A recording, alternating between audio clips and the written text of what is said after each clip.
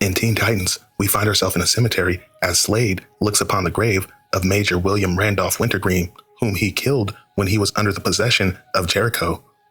But as Beast Boy enters Cyborg's domain, Cyborg is attempting to locate Raven, who disappeared after cult members force teleported her. But back in Metropolis at Smallville High School, Superboy is trying to keep a low profile, but he can't stand being grounded. He struggles with the daily woes of high school. He wants to get away, if only for a little while. But as he walks outside, he runs into Superman, aka Clark Kent.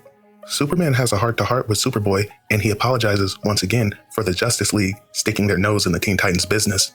Meanwhile, back in the city, as Kid Flash races after a villain speeding through the city in a car, the villain attempts to hit Kid Flash with a retractable punching glove, but he misses. Kid Flash then runs around the car at high speed and within a fraction of a second dismantles the entire vehicle.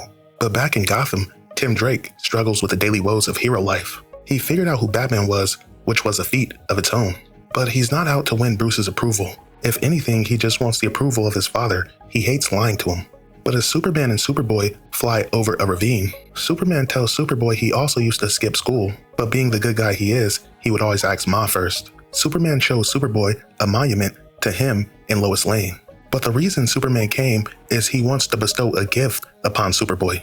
Superman whistles and he calls Krypto the Super Pooch. Now Superboy is like, no way, as he already knows what Superman is thinking. But elsewhere, as Cassie's mom tries to get her enlisted in a new school, she's having trouble seeing as all the schools think Wonder Girl is a bad risk.